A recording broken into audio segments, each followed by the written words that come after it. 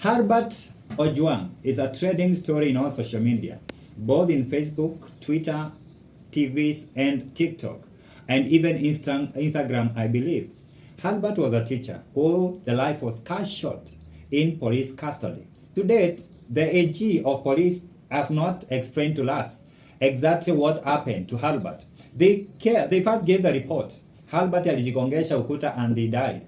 And then leo ripoti ikatoka Herbert Ojwang halinyongwa. He was squeezed in the neck na injuries from the end and other body tissues zilikuwa zimeumizwa. And I was asking myself and asking police officers, you know, this man who did all this, mwenye alitukuchukua mikono yake akamnyonga, mwenye alimgonga kichwa and all that bleeding and all that.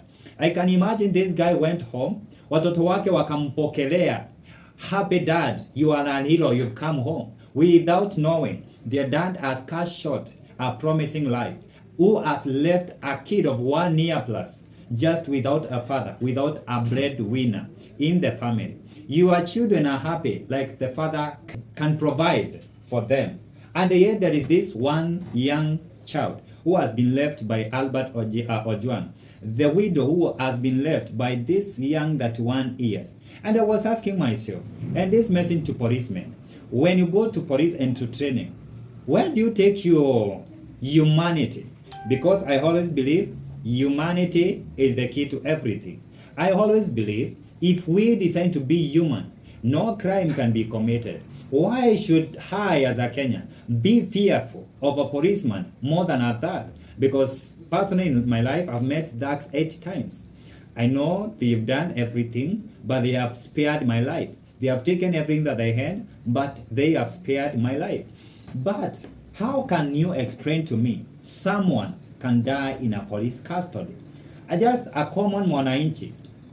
How now do I associate myself again with police officers? How now when I go to them, I can tell my life is safe with police officers?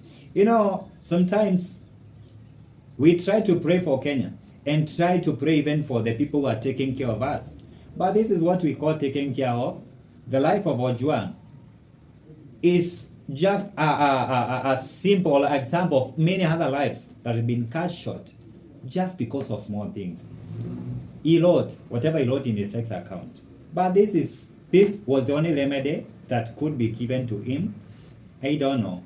All Kenyans' eyes are on AG Douglas Kanja with his deputy to tell us, and even the police, the ipoa, to at least tell us what is happening.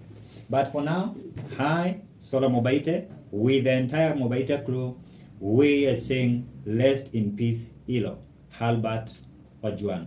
And we always say, whoever done this, may they never have peace in their life. May they never see peace in their family. May they never see peace as long as they live.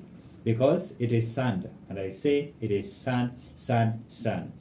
At least madaktari wametuambia mzee hakujiua, because in history hakuna mzee ashaijigonga na ukuta mpaka akakufa. We only know they can only faint or they be unconscious. But now we are talking about death. Death in the hands of the people that should protect our lives. It is sand.